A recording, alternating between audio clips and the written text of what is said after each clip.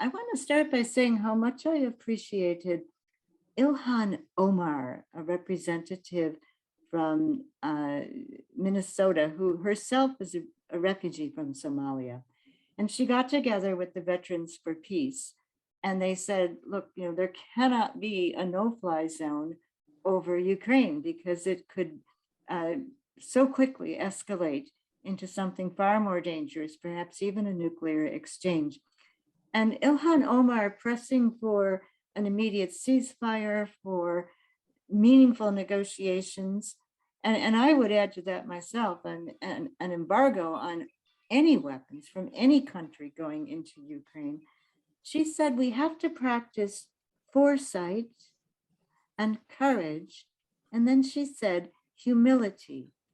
And I think that emphasis on humility is so important, because it is with humility that I believe we here in the United States have got to acknowledge that some of the very atrocities which Vladimir Putin has committed have also been atrocities of which the US is accused and which the evidence is there that we've committed.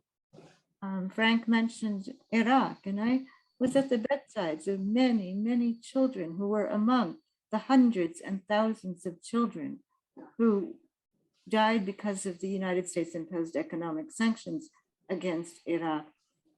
And so I think it's important to certainly say that every war ought to be given the same coverage that we're seeing almost 24 hours a day, 7 days a week in our homes, if we watch television. The empathy that gets built up for the victims of war in Ukraine, the outrage, the indignation that people feel. This should be the norm. Every war ought to be covered so thoroughly. And likewise, every refugee ought to get the same kind of welcome that so many of the Ukrainian refugees, not necessarily the Black and brown people, but the Ukrainian refugees have had, for instance, going into Poland, where you don't hear about sprawling, big, dehumanizing refugee camps. People say, you can be my housemate, come into our home. And you certainly don't hear about children being locked up at the Ukraine border. So these should become, I don't usually use the phrase paradigmatic shift, but these should become big shifts that direct where we go in our own futures. But I want to say that a mentor for me, Jim Forrest, died recently, but the last time I had an extended conversation with him, we were both presenters, and he said, Kathy, try to integrate artwork into your presentations. You'll be surprised how well that can work. And so I thought, oh, let me try that. And so I'd never done a PowerPoint in my life, but recently going to Iowa with this theme of war is never the answer, I thought, well, let me try creating a PowerPoint. So I'd like to ask you to indulge me because I'm technologically often very challenged, but I'd like to switch through sharing the screen to a PowerPoint. And I hope you can see this right now. Can you see my screen? Yes. Okay. So Frank had mentioned the works of war and the works of mercy. And really, these are going on simultaneously in Ukraine right now. Certainly, the works of war on that left-hand banner that John Amadon is holding at a recent demonstration. And, also the works of mercy. Feed the hungry, clothe the naked, give drink to the thirsty, visit the imprisoned, care for the sick, bury the dead. But I believe that we need the works of negotiation and a ceasefire so crucially right now. And so sometimes if we look back in history, we can perhaps find a way to look in the mirror. And this painting by Peter Bruegel the Elder is actually a very violent, chaotic painting. The scenes going on encompass what he called the massacre of the innocents. That's what he entitled this painting. And Bruegel showed slaughter of children. He showed the bereavement experienced by parents. He showed people who were with the soldiers breaking into homes and the soldiers themselves really have the upper hand because they're on horseback. And the horses, in a sense, were like the aerial advantage that we experience in our time when aerial bombers can attack people. And no one could outrun a soldier on horseback. And the soldiers had weapons, whereas the people in this village had none. Well, eventually, this painting, which was acknowledged to be a masterpiece, was acquired by the Holy Roman Emperor Rudolph II. And he wanted to display the painting, but he didn't really want to make it seem like the soldiers that were protecting his empire were a group of child killers. And so he said to his court painters, look, those scenes that look so violent, cover them over. He told them to like put a sack of flour in the arms of a mother who is weeping over her dead child and make it look like the soldiers that are stabbing the babies or stabbing livestock, and take a swan or a bird and put that in the arms of the father who's trying to save his child. And so he covered over to make it look like it was a scene of plunder, but not the massacre of children. Well, you might say, nice try, Holy Roman Emperor Rudolph, but Peter Bruegel's son, Peter Bruegel the Lesser, I suppose, was able to restore his father's original painting. And it's been quite a subject for art historians ever since. But one of the reasons why I think it's important for us to really look at that painting is because we also have covered over our slaughters of children. And if we acknowledge that to the rest of the world, if we say we're sorry, if we try to make reparations, then I think we would find that there would be more people in the world who might be willing to join with us in our endeavors. The next painting that I'd like to go to is also a masterpiece, and this was done by Francisco Goya.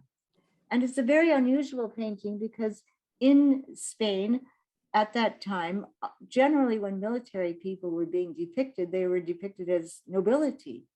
But in this situation, the military people almost seem not to be human, like they're a big clump or a big spider. You just see their legs, but never their faces.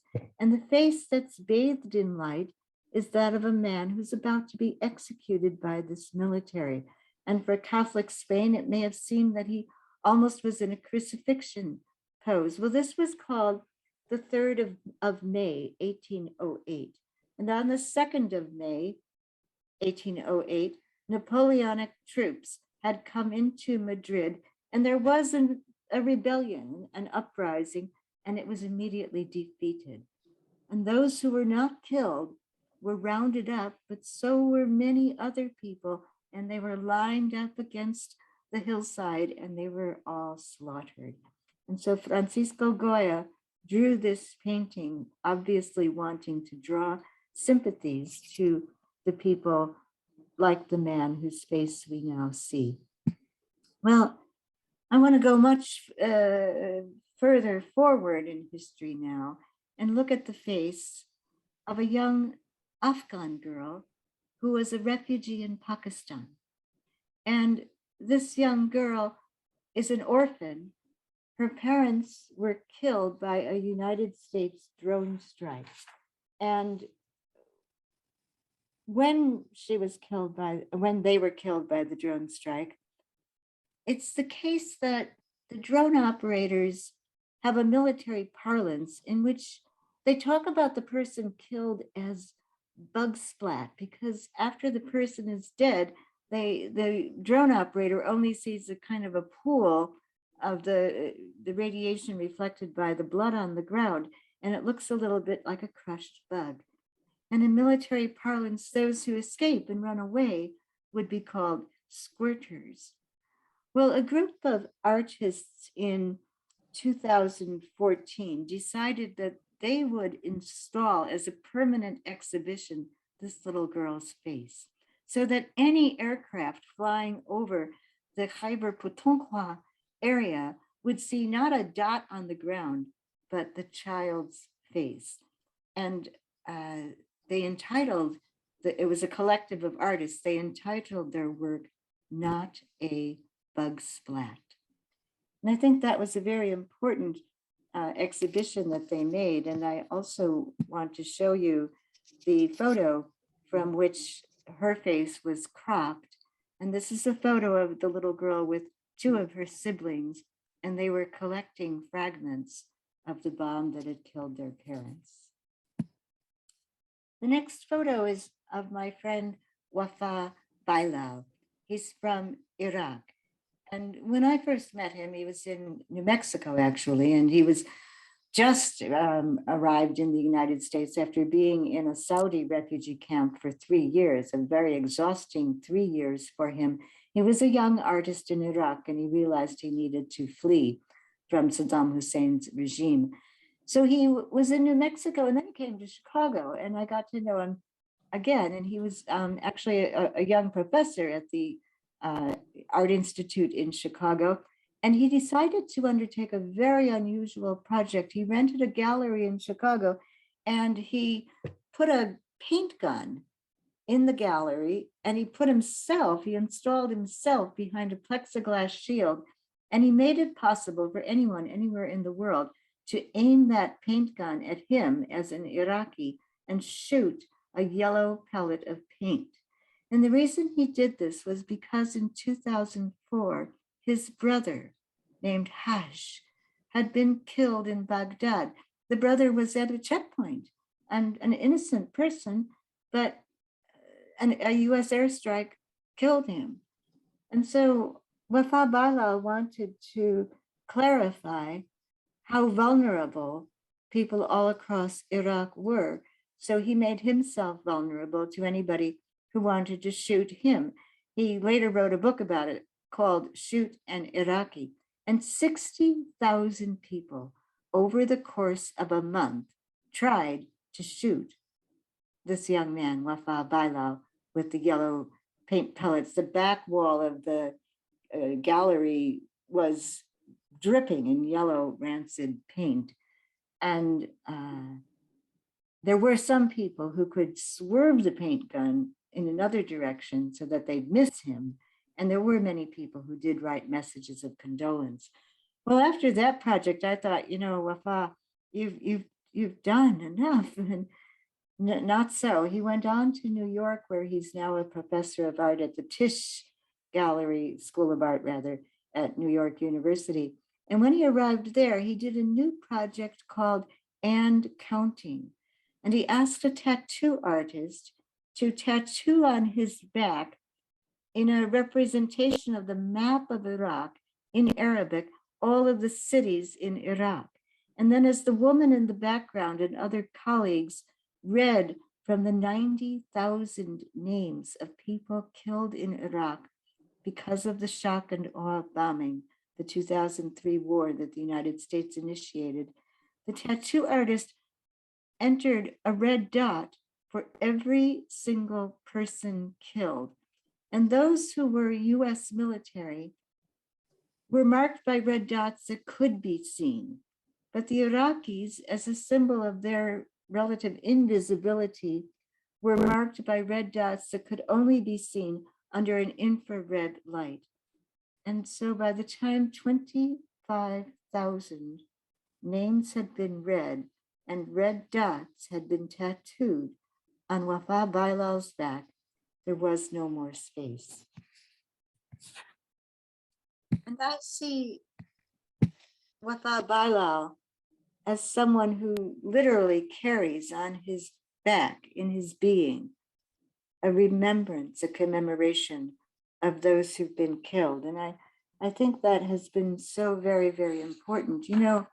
If we switch our attention to Afghanistan, there was more media coverage of the 2 weeks of evacuation of people out of Afghanistan than there had been of the 20 years of United States war in Afghanistan. People suffered horribly throughout that war.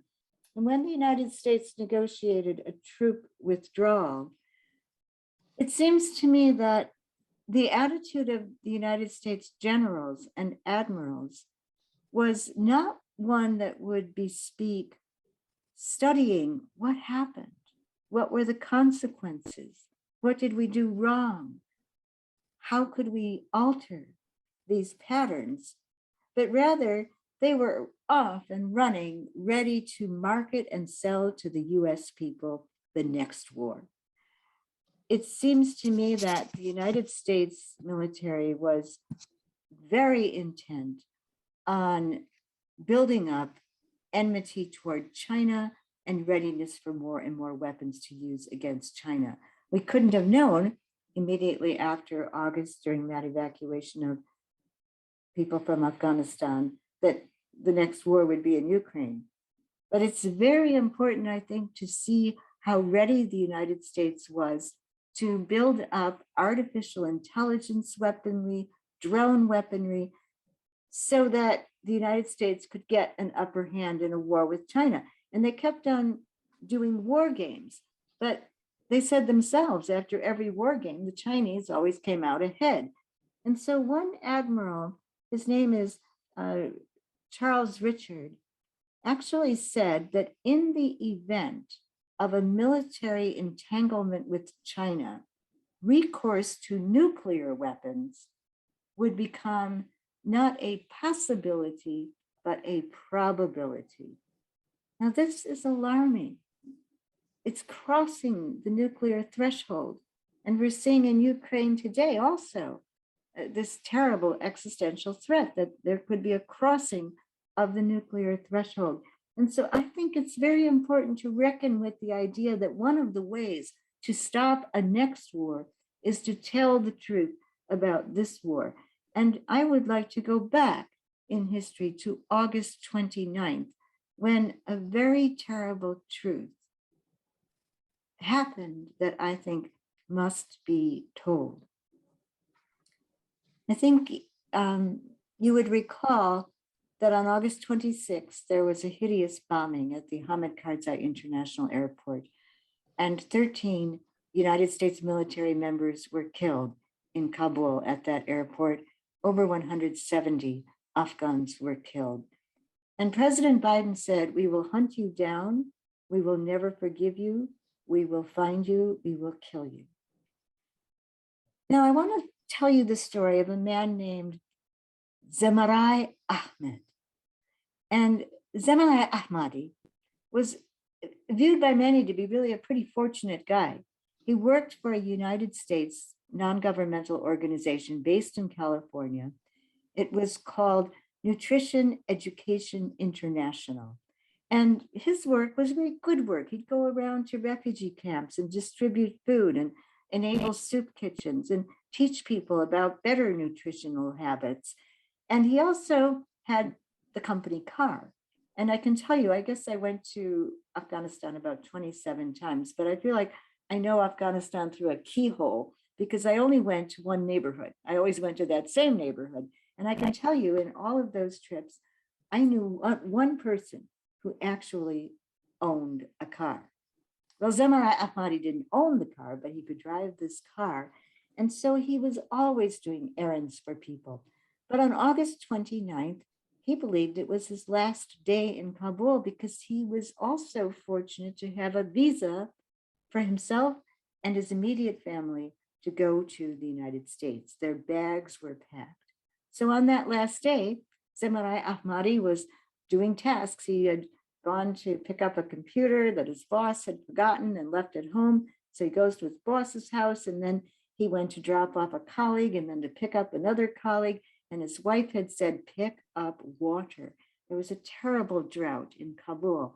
And his wife was so conscious that they were the main supporters for their entire extended family with Zemarai Ahmadi's salary. And the least they could do is leave as much water as he could fit into the trunk of his car.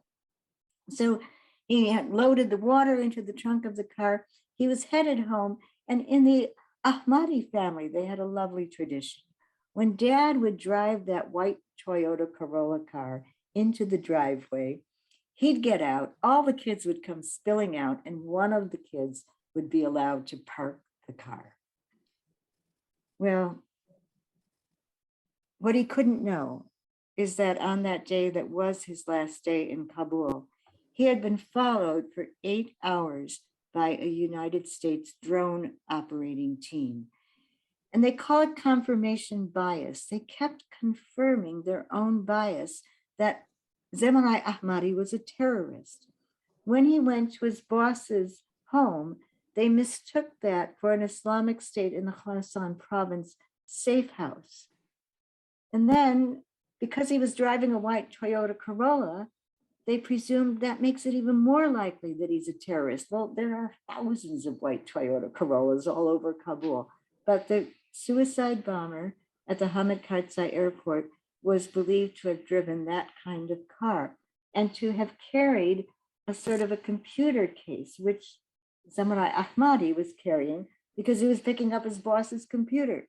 And then when they saw him through their drone camera footage, gingerly placing the containers of water in the trunk of his car, their bias was to say, he's putting explosives in the car. This guy's got to be stopped. So when he pulled into the driveway, when the kids came out to see Dad, you can actually see one of the children on one of the final frames before the order was given and the Hellfire missile was fired from the drone. 100 pounds of molten lead hit Zemarai Ahmadi's car and killed him and 9 other members of his family, 7 of whom were children, 3 of whom were toddlers. And so I believe it's so important to say we won't look away. This is Zemarai Ahmadi. He was 46 years old. His oldest son, Zamir Ahmadi, age 20. Faisal Ahmadi, his second oldest son, age 16. Farzad Ahmadi, age 10. And these 2 little boys, Benjamin and Arwin, were his nephews, the sons of his brother Ronal, who also hoped to be going to the United States. Benjamin, age 6, Arwin, age 7. And these are the little toddlers. This is Hayat, age 2, and then the twins, Somaya and Malika, age 3. We must not look away. Now, General Sami Saeed was appointed by the Air Force to investigate this killing. And they did a very, thorough investigation, but their conclusion was that nobody did anything wrong. No one could be held accountable.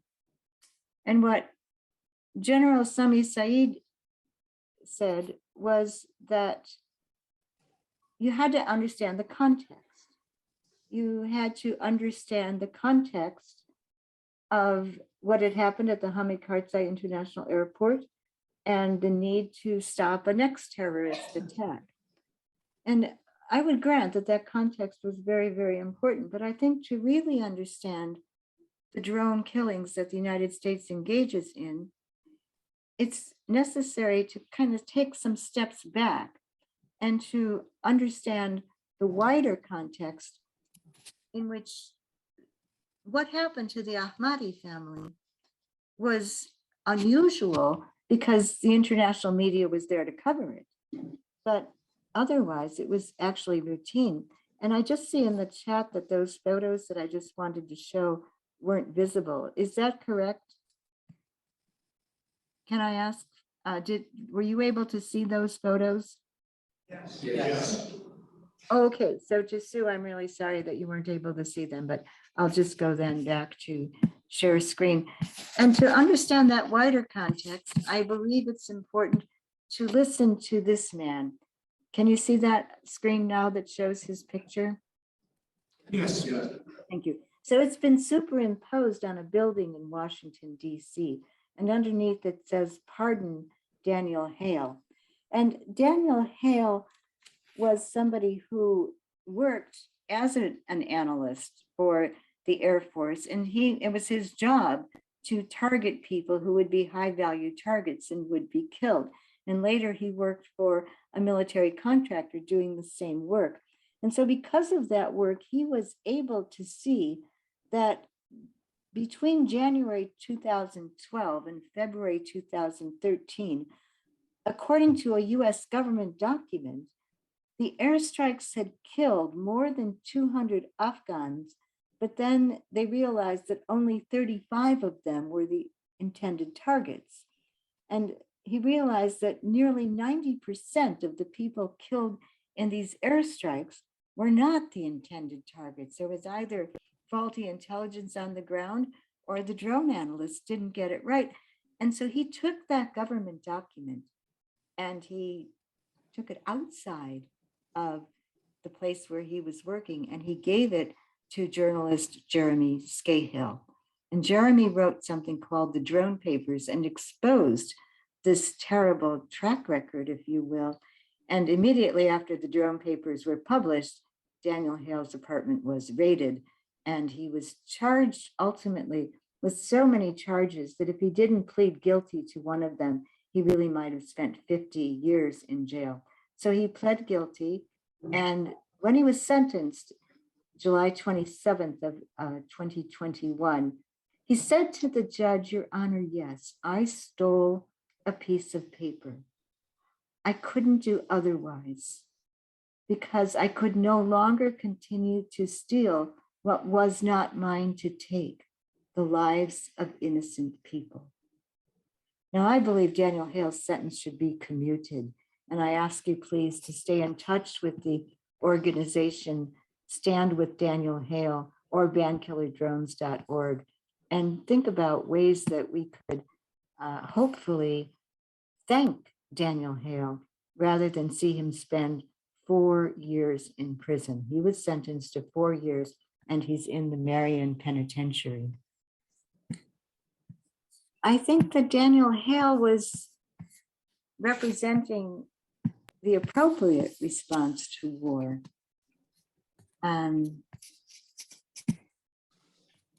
And a lot of people went, along with Richard Bishop, who is part of our gathering this evening, to Creech Air Force Base. And recently at Creech Air Force Base, a group of people highlighted through their banners the concern for the Ahmadi family.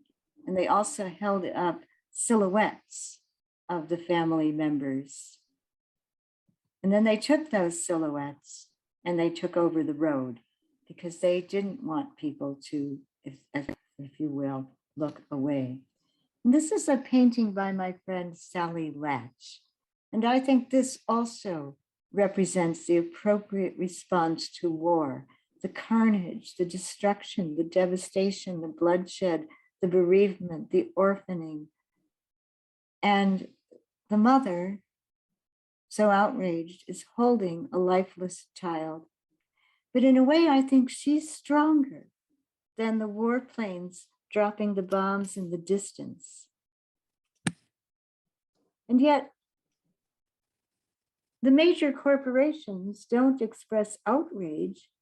I think they express something quite the opposite, almost like euphoria because of the profits they're making. And if you look at this Lockheed Martin graph, you can go to February 24th and see how all of a sudden there's a big steep rise in Lockheed Martin's profits because February 24th marked the day when Russia invaded Ukraine. And so following that, NATO countries wanted more weapons and non-NATO countries began to think about getting more weapons. And the United States was ordering more and more weapons. And so this has been steadily good for business.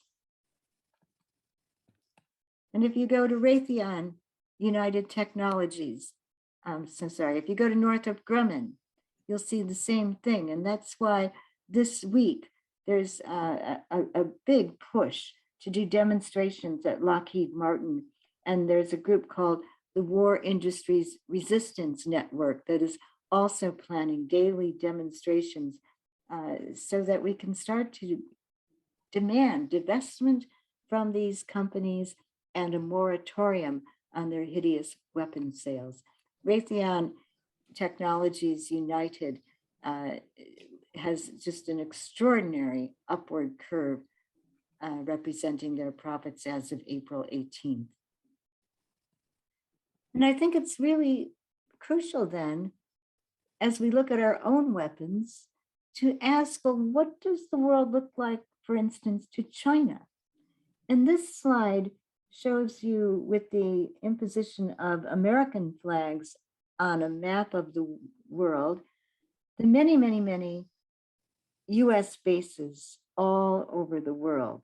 Big bases, forward operating bases, but we have 800 bases, and they surround many other countries that the United States considers to be enemies, such as Iran or China. And then notice also the plethora of nuclear weapons in Russia and in the United States and in Europe. And so other countries can feel surrounded. China has one base represented on this map. If you go to the Horn of Africa and then trace back a little bit, you'll see one Chinese flag, and that's over this thumbnail-sized country called Djibouti across from Yemen. And China, France, and the United States all have big, huge, sprawling military bases in that little tiny country.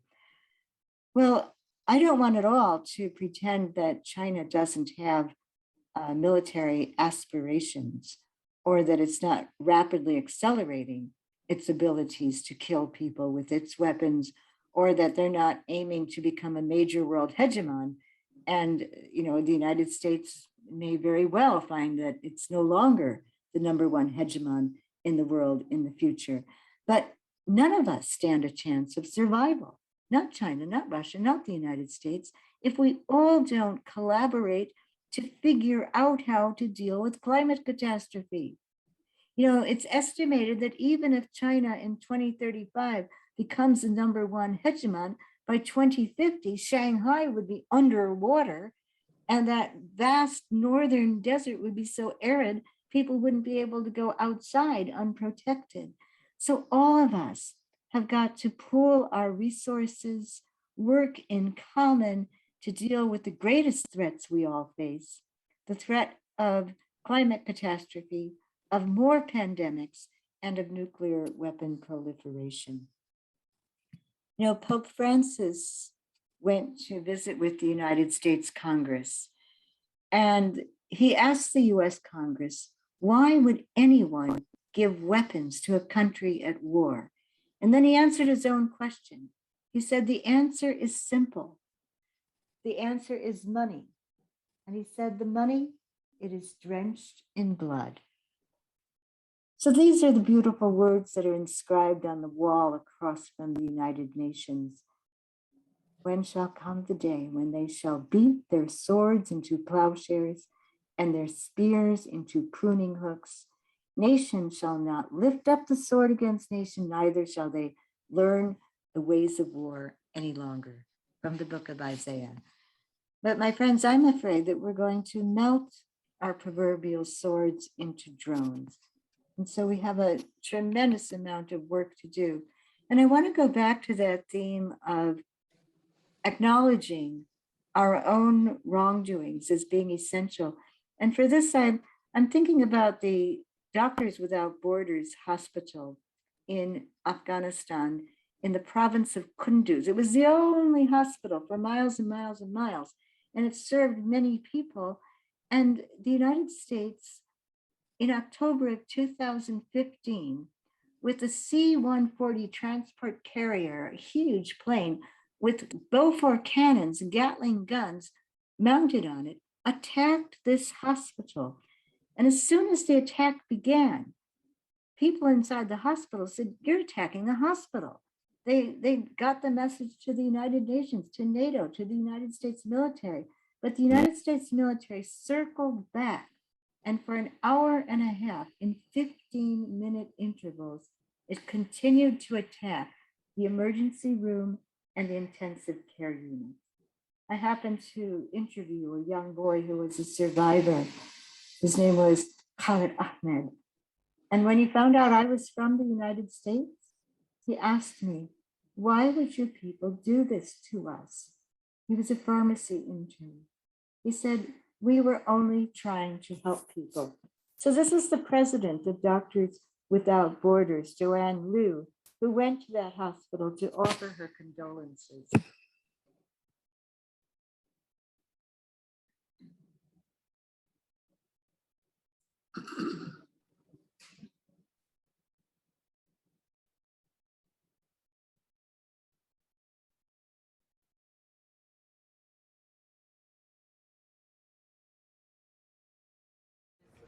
This area was not normally an area where the patients were, but we were full, when the beds were full, so everyone who was coming, even like discharged patient, were sort of put temporarily in this room. Here in Kunduz, we had real intensive care unit. I remember patient being intubated, paralyzed, and we were really giving the best we could have offered. And so now we did rounds again. I did rounds about hearing the story of each patient. Wow. There was a blast when he was crossing, so they found parts of his body inside and part of his body outside. And this is where. And I think hearing the stories of, or particularly about a patient that the younger was doing better, and then we've told the parents, come tomorrow. Come tomorrow because she's safer here. And when they came back and claimed back the body the next day, they could only see ashes. There was nobody to pick up. So, yeah, a very profoundly disturbing experience.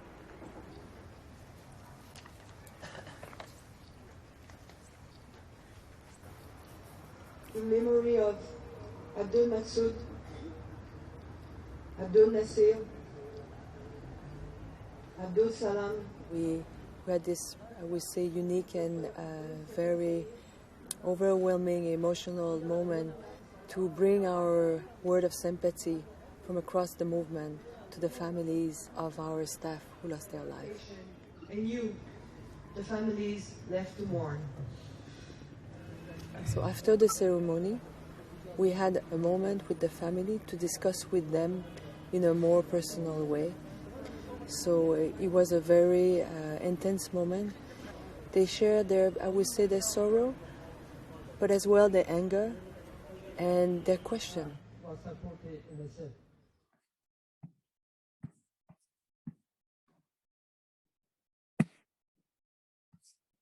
So thank you for watching that video with me. Albert Camus once said, we're in history up to our necks. And he said he, for his part, would make the formidable gamble that words are stronger than weapons. And I believe that's the formidable gamble we're all challenged to make. Just today, I was on a board meeting for the World Beyond War organization, and a young man from Kiev, his name is Yuri Shilazhenko, joined us, and he was so moving in what he said, and he begged, don't bring in weapons from any country, but press for negotiations, press the Russians to negotiate, press your country to offer stronger, or all of your countries to offer stronger conditions to enhance those negotiations. And I hope all of us will look for ways to turn out on May 7th to call for an end to the war in Ukraine. But I'd like to give the last sound in this presentation to a little being that I think can give us tremendous hope. And I'm going to play a tape that comes from the 11th minute of the 11th hour of the 11th day of the 11th month of November 1918, when that industrialized slaughter that was World War I finally came to an end. And what you'll hear in this will be quite loud explosions. And so I don't want you to be afraid. I certainly don't want to frighten anybody else in the building. But this is a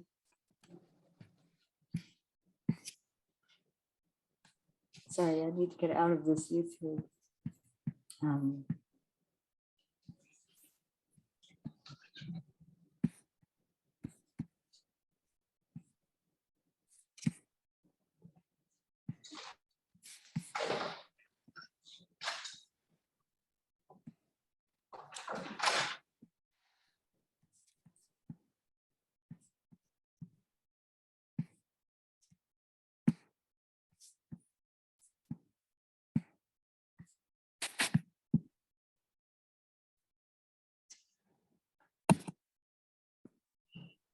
Oh, I'm so sorry. I didn't realize that I'd have such a difficult time getting out of this particular slide.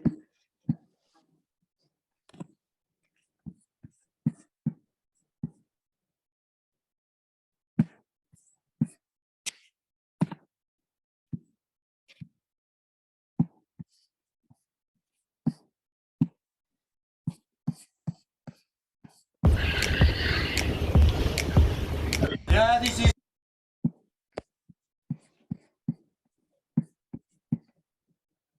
I may not be able to do this after all, but I'm going to just give it one more try.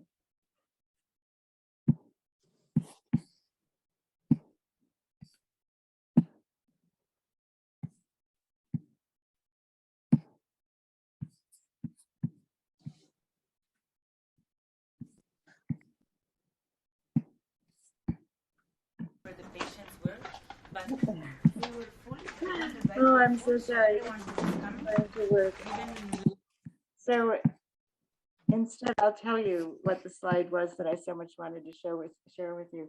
It's the explosions that happen again and again because people kept shooting at the end of World War I, right until the very last moment of the armistice being declared.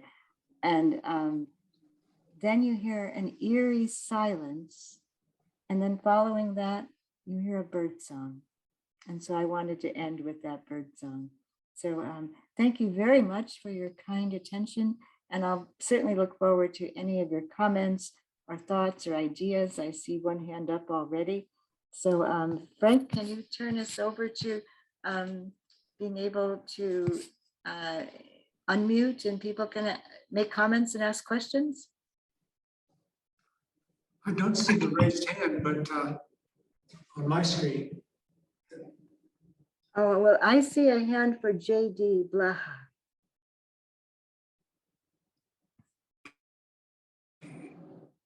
Jan, do you see that? I'm not sure how to get to that one.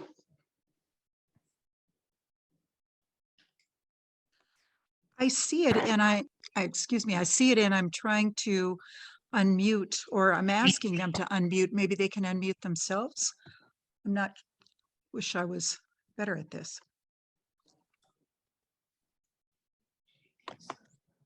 JD, can you unmute yourself?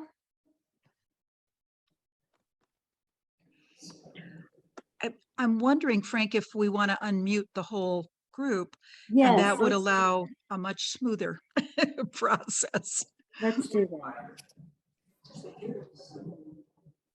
Here she is, JD Law. It's, you can unmute her. Chat. Frank, can we unmute everybody? I'm trying to see if I can find the. Well, right now it says mute all, but if we turn that off, maybe? I just tried something, which was to say that everyone could unmute themselves.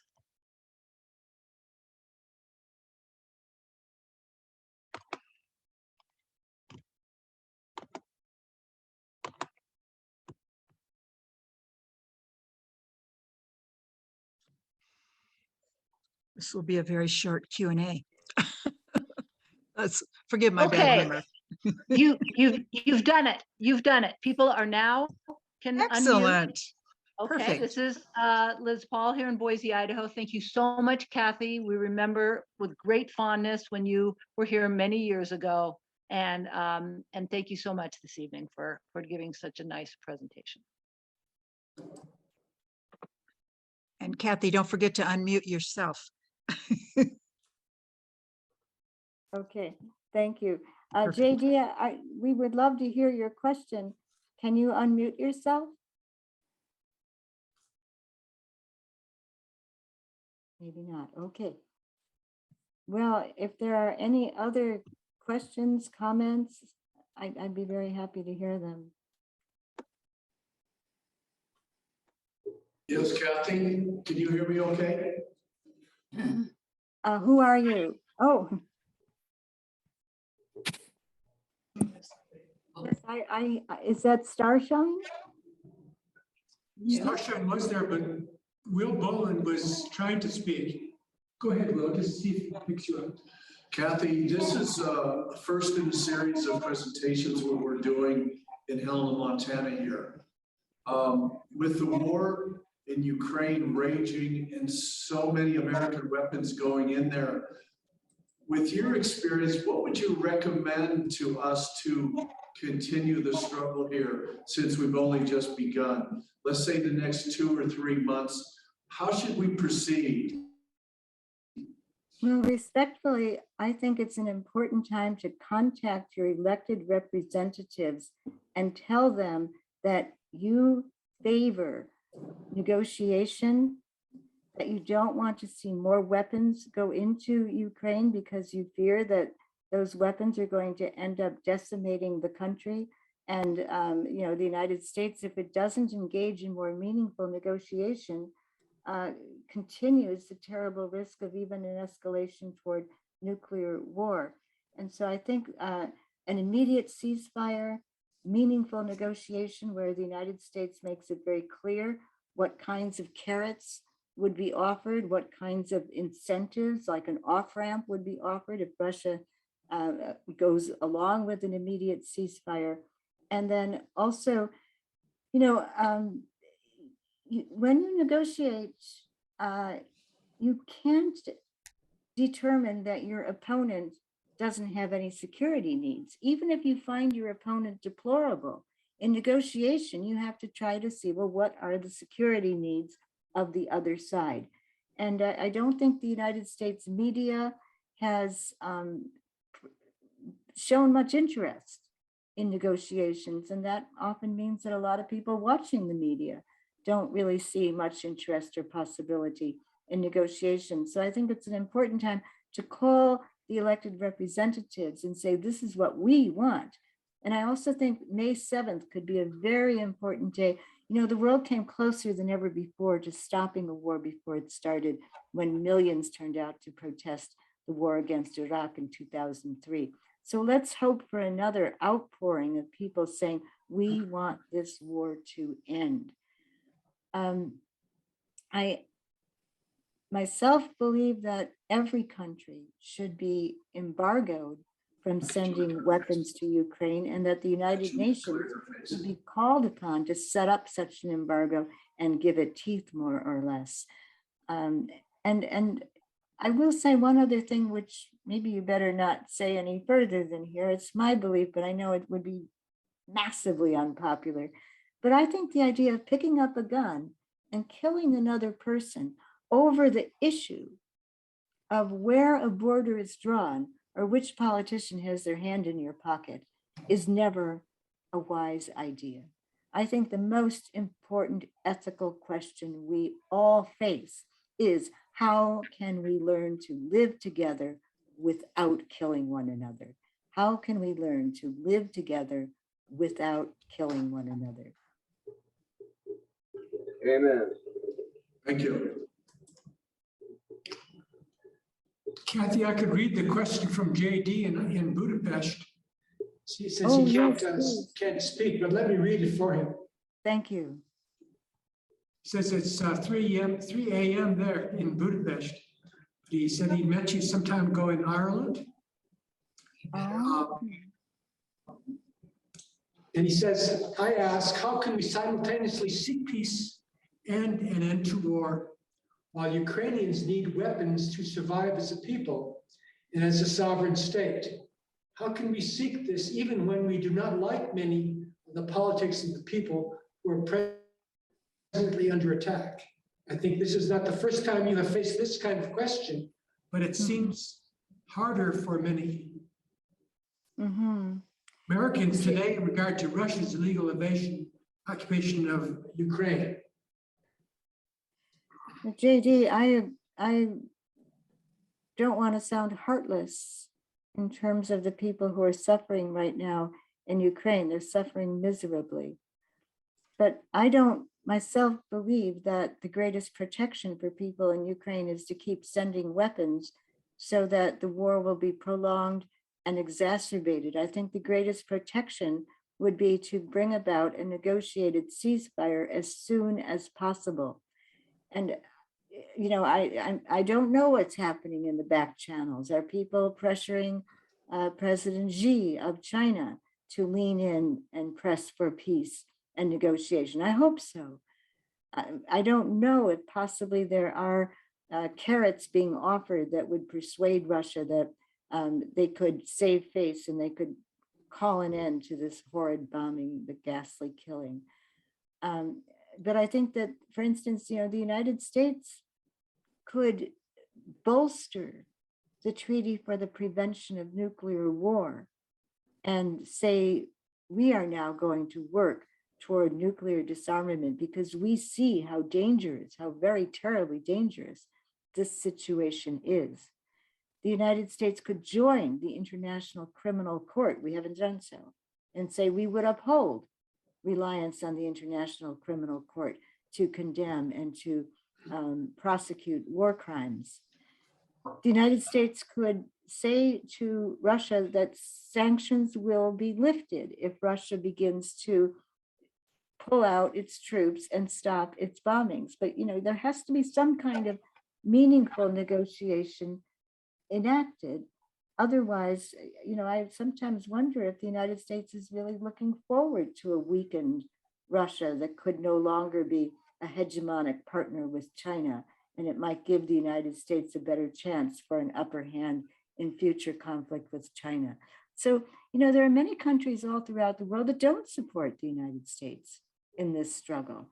And they might be asking, isn't the United States being a bit hypocritical? Because we experienced US war on our soil, and it wasn't very easy. So I think humility, as Ilhan Omar sought, foresight, and courage for peace, not for war, are what's actually called for. And then all efforts to rebuild every city, every town, every road, every hospital, every school that's been destroyed in Ukraine. And I think that the money that's going for the weapons will be so desperately needed for that rebuilding and to make sure that people have water and people have food.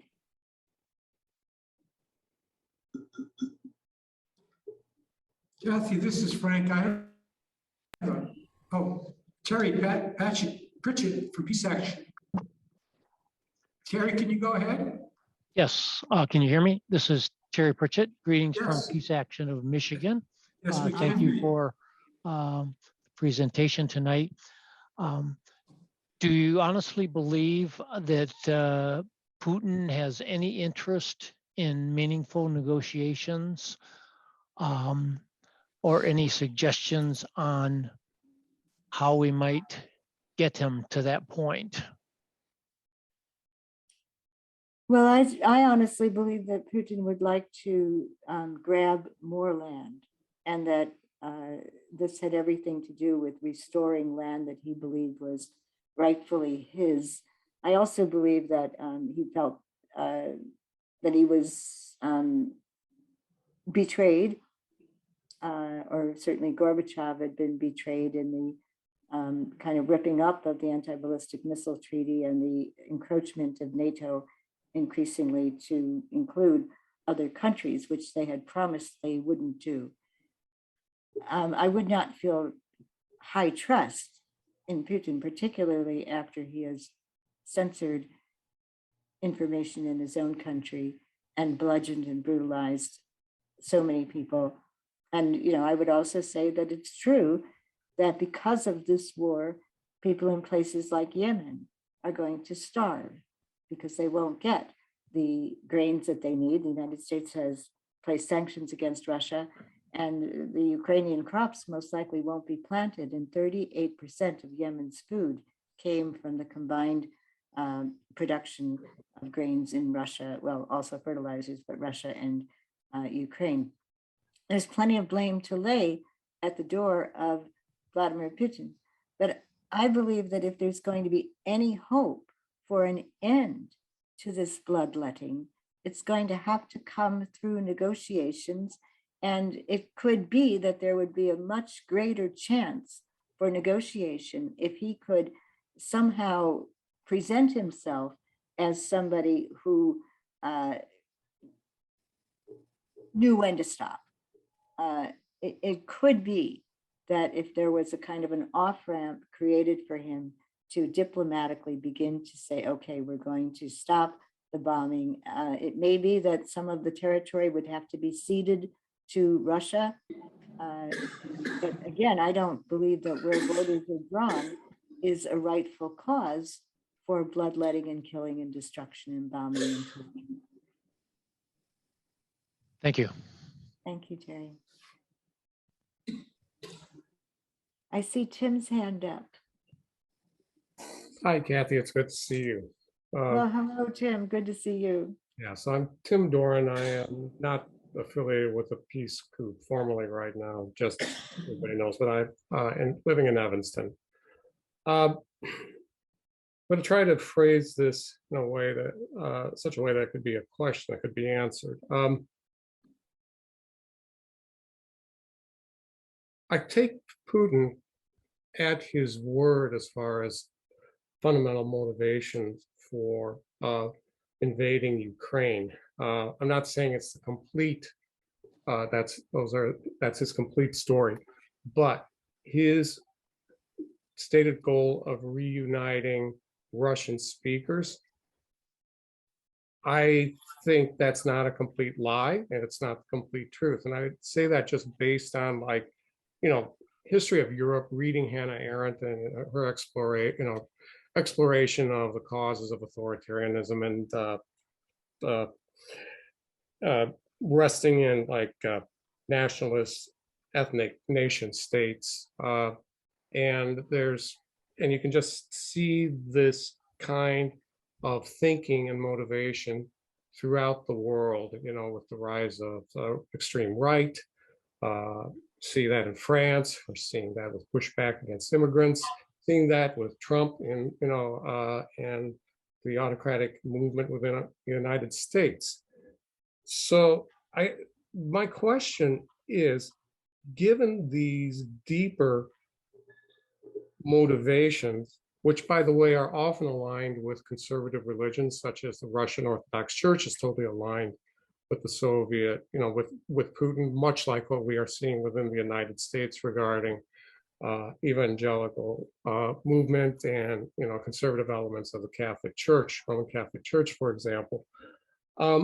How do we address that? Because this doesn't seem to me to be just a motivation for grabbing land or resources, but there seems to be an underlying tribalist mentality going on here with much of the rise in violence and fascism. So the issue is, you could talk about how, say, yes, we want to negotiate, but talking about things like security guarantees, that kind of thing, that may not completely address a fundamental motivation for the actions that Putin has been taking. Well, thanks, Tim. People are saying that the Minsk agreement is kind of dead, but there was a lot of work put into trying to arrange the conditions, and apparently those conditions weren't really supported very meaningfully after the agreement had been reached.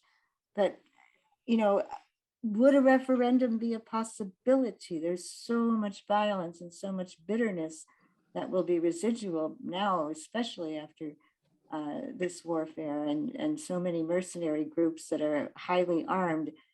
I don't know if a referendum would be meaningful, but that you would think that if people could get some legitimate way to say who they wanted to be aligned with, whose governance they would want to accept, then people would have to go along with the conclusions of such a referendum.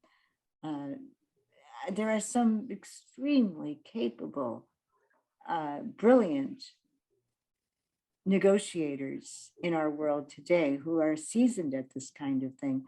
I would especially encourage you to read the words of Richard Falk, Falk. He's been, I think, very, very wise throughout this whole process.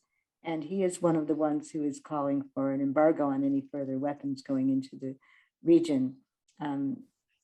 So everything that you said deserves careful thought, Tim. And I know that you've studied these issues war after war after war. But I do believe that the majority of people in the United States are not so encouraged or inclined by their faith-based groups, by their academic groups, by their community groups to do that kind of exploration that is lunging for, looking for, trying for unarmed solutions. So, I think we also need to ask the faith-based leaders to take strong stands and eschew warfare. But then we find that, even the Pope was a bit compromised. I guess they were doing Good Friday Stations of the Cross, and he wanted to have a Russian person and a Ukrainian person speak just a brief reflection. And there was so much of a controversy over that they said, well, we'll just have 2 minutes of silence.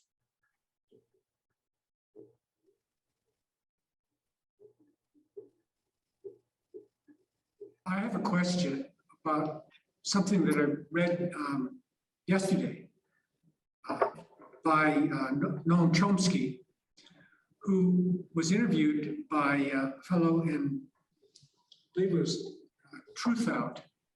And Chomsky indicated that he was carefully looking at a recent press conference from Vladimir Putin. And I was thinking that there were some signs of hope there, but it was hard to see how that hope could be realized. And he went on to quote a former US ambassador, his name is Chaz Freeman, who was very, very critical of the Biden administration and its efforts or lack of efforts to pursue some kind of path towards negotiation. And it seems to me that every war has to come to some point of negotiation, unless we're talking about utter, total annihilation, which is, even with the terrible disasters we've had in Iraq and Afghanistan and elsewhere, it hasn't been total annihilation, even though hundreds of thousands of people have been killed. But I wonder if you have heard anything about this Ambassador Chaz Freeman and his view, looking at this as a past and former ambassador, to say that, we really have to push harder against the Biden administration, because it is part of the problem in not using the path that is the only realistic path, which is negotiation. Well, that's why I feel like it's so important to keep calling elected representatives. And if they think with elections coming that people in their different areas are not going to look kindly on anyone who doesn't press for negotiations, then maybe they can push the Biden administration. But when we looked at those slides of the profits that Northrop Grumman and Lockheed Martin and Boeing and Raytheon Technologies are making, they have enormous lobbying influence over Capitol Hill and certainly over President Biden as well. And President Biden hasn't been a huge opponent of past wars, not the war against Iraq, not the war against Afghanistan. So it puts it on us to link up with other people in other parts of the world and insist that we want to see an immediate ceasefire and an emphasis on negotiations and an end to weapons pouring into that part of the world.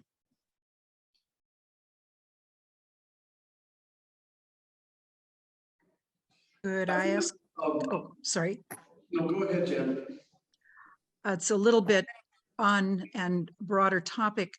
And thank you for referencing Richard Falk. He was one of my mentors when we were both at Princeton, and it just kudos to him and you. I know he thought and thinks so highly of you too, Kathy. I wanted to go to peace building and peacemaking. And one of the pieces of research I've been tracking in a sort of role I play as doing global feminist organizing is the importance of gender and other forms of equity and equality in peace building that have found countries more dedicated to looking at these kinds of alternatives to war, that peace is more than the absence of war. And I realize I'm not being naive to recognize how many places in the world are harmed, whether it's the physical damage of war, and mental, of course, the economic sanctions, which is its own long-term topic we could spend all night on. But wondering what your own knowledge or thinking is around looking at this particular as well as some other strategies around peace building, because it seems to me we've got to be in that parallel universe. We just can't only stop the war, but we have to look at all forms of violence and all of the ways that we can transform the Gene Sharp and other kinds of learnings and many others that have looked at this. Mm-hmm. Well, certainly I feel deep sadness when I recognize that countries that did distinguish themselves as countries that preferred to be neutral, didn't want to build up weapon systems. I'm thinking of Germany and Ireland and Sweden and Finland are now thinking, well, maybe we have to change our minds about that. So, what the repercussions of this war in Ukraine will be huge and long-standing. But, when you think about the ways in which countries following World War II did repair themselves, or if you go to St. Petersburg in Russia, it's remarkable how people rebuilt and created great beauty and tremendous architecture and engineering feats. In Vietnam, finally, after the United States punished Vietnam for many years following its defeat, now the people of Vietnam have rebuilt their major cities, and you can see a way of life that's dignified, and you don't see people clamoring to go into war. Japan now is wanting to abandon its pacifist constitution, but see how Japan prospered when it wasn't trying to establish military bases or train its people to kill or build up more and more weapons. I so respect the work of Erica Chenoweth and Mara Stevens, and they did plenty of careful, scholarly proving with regard to the benefits of people using nonviolent ways to accomplish change, which would far outstrip in terms of durability and effectiveness, what was accomplished through war and fighting. And then, of course, when people are trained to kill, they don't just flip a switch and stop that training, nor do they escape the trauma. And so there's we here in this country have 22 combat veterans every day taking their lives. There's a very compelling story from last week in the New York Times about a drone operator who ended up committing suicide after he had run away because he'd become so morally injured. He took a gun and was then tracked down by a drone, and he killed himself. So the peace building, it seems to me, can't be rationally discussed in terms of what we need to do to face up to pandemic nuclear weapons, and climate catastrophe. We can't have a rational discussion about it unless we first figure out how we're going to dismantle our bloated militaries all around the world. That discussion has to happen. And, again, another terrible consequence of the war in Ukraine is that discussion is, climate catastrophe is also on the back burners, and front and center is war and killing and this assurance that you can't trust another country. You have to build up your weapons. So I want to hold up Albert Camus, author of the novel The Plague, when he says, "In neither victims nor executioners, we're in history up to our necks.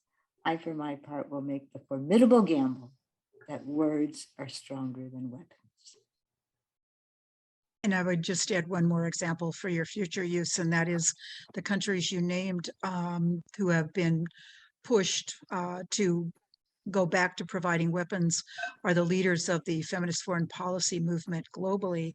And there's been a lot of analysis already on whether or not this will crush any efforts to move toward the kinds of ways we can live without war and violence, as well as, of course, the immediate horrific impacts of what has been happening, and how much, as you referenced at the very beginning, of how little we have been looking at the global South and clamoring for peace and supportive, if you will, liberation movements there.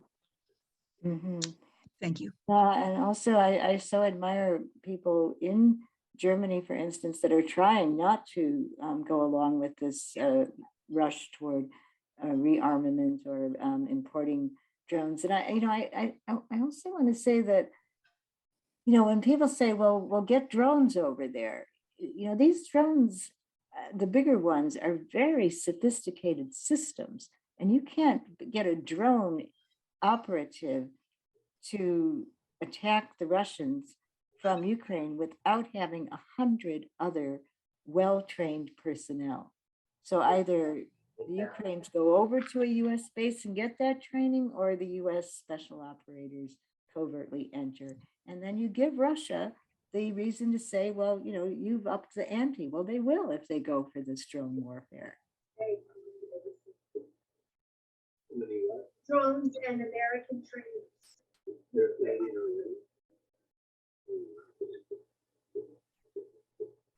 I'm having a difficult time hearing, but perhaps is this the time for me to say thank you to everybody? I greatly, greatly appreciated this opportunity, and I'm really sorry I flubbed up that ending. I hope you'll go to the Smithsonian Museum and just type in "end of World War I" and you'll get to that tape.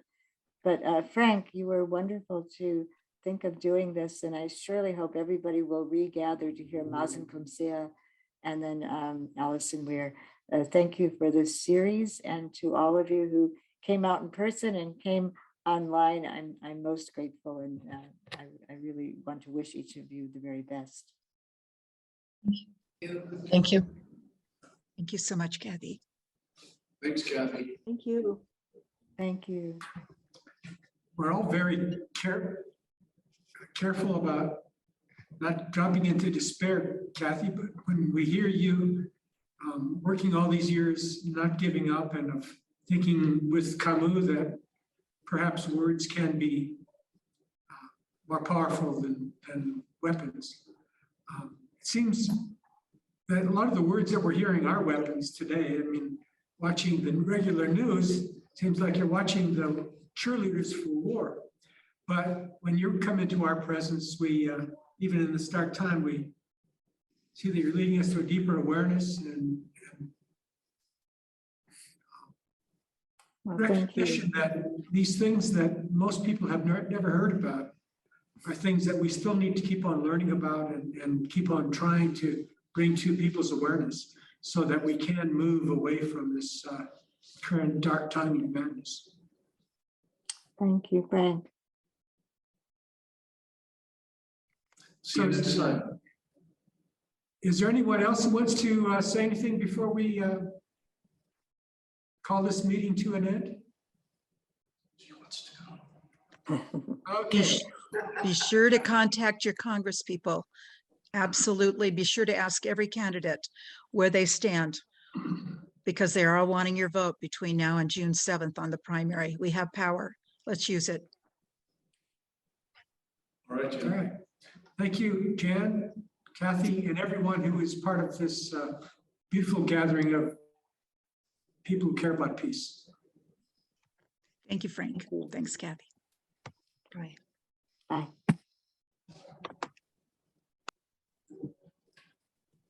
Hi, Kathy. Bye-bye now.